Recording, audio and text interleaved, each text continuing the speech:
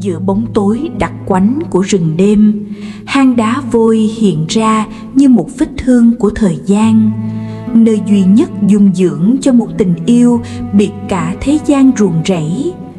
Bước chân Minh Thư loạng choạng, hơi thở dồn dập hòa cùng tiếng gió lùa qua khe đá. Cô không chạy trốn cái chết, cô đang chạy đua với thời gian để giữ lại một bóng hình sắp tan biến. Khi ánh sáng xanh của cỏ nguyệt ảnh bừng lên, đó không chỉ là thảo dược, đó là tia hy vọng cuối cùng le lói giữa lằn tranh âm dương.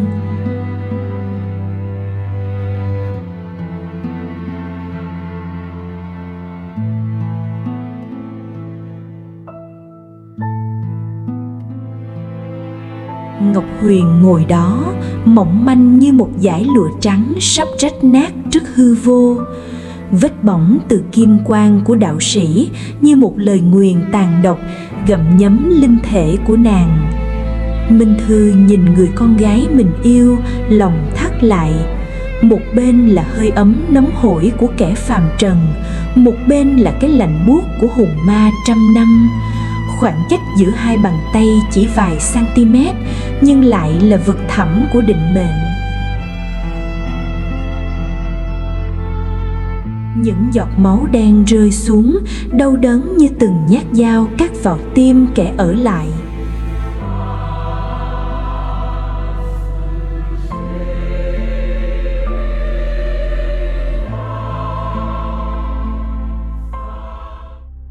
Tình yêu đôi khi bắt đầu từ những điều giản đơn nhất.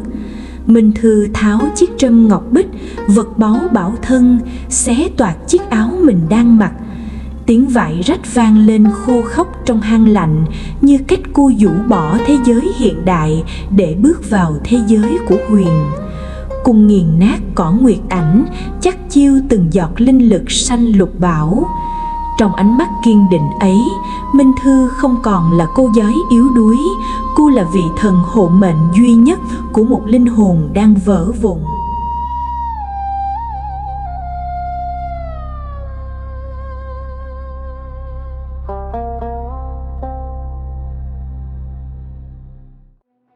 Sự im lặng bao trùm không gian, chỉ còn tiếng đom đóm đập cánh khẽ khàng. Khi làn da phàm trần chạm vào làn da sương khói, thời gian như ngưng động. Lớp thuốc xanh lục bảo thấm vào da thịt Ngọc Huyền, mang theo cả hơi ấm và nỗi lòng của Thư. Những cái rùng mình, những tiếng rên rỉ khẽ khàng hòa quyện trong ánh sáng ma mị. Đó không chỉ là skinship, đó là sự giao thoa giữa hai tần số rung động. Một bên nồng nhiệt, một bên u uất, tìm thấy nhau giữa kén ánh sáng thần tiên.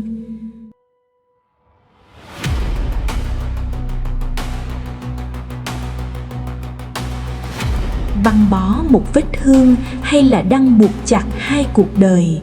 Minh Thư kéo Huyền vào lòng, nước mắt nóng hổi rơi xuống bờ vai lạnh giá.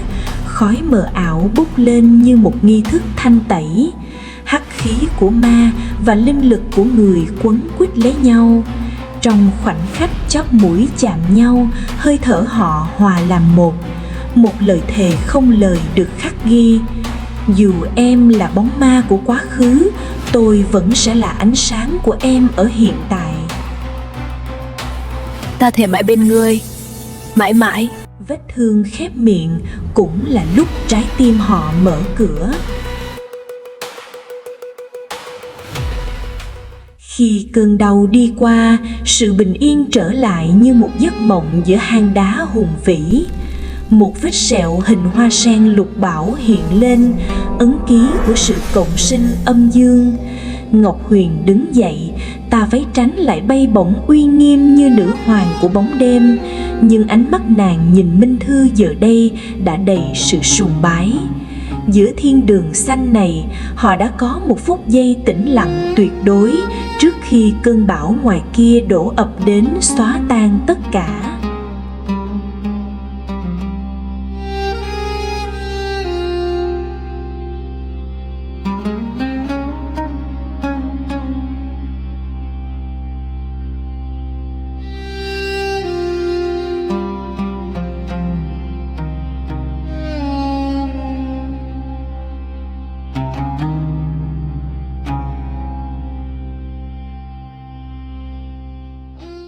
ấn ký rực sáng đánh thức những mảnh hồn từ ngàn năm trước.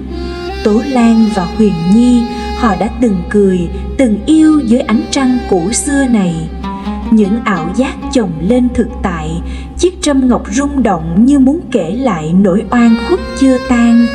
Nhưng thực tại tàn khốc hơn bất kỳ cơn ác mộng nào. Ngoài cửa hang, sát khí vàng rực của đạo sử Thanh Minh đã hiện diện. Kẻ nhân danh chính nghĩa đang đến để chia cắt tình yêu bị coi là nghịch thiên.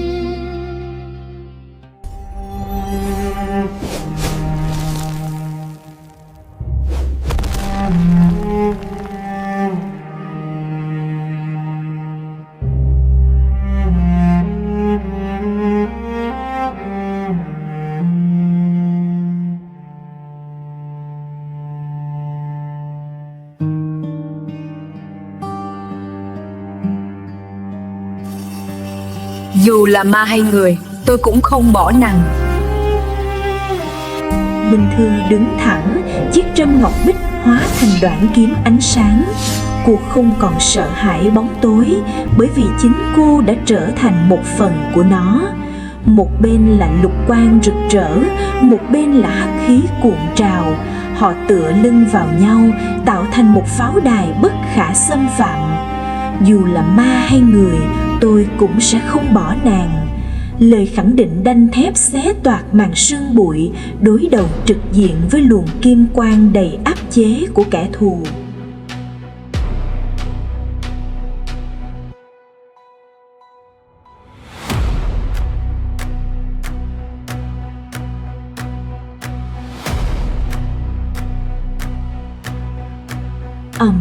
Hang động đổ sụp, vách ngăn pháp thuật vàng rực mọc lên như một bức tường định mệnh. Hai bàn tay áp vào nhau qua lớp màn ánh sáng, chỉ cách nhau một phân nhưng lại là hai thế giới. Minh Thư gào thét trong tuyệt vọng khi thấy Ngọc Huyền bị xích vàng lui tuột vào bóng tối sâu thẳm.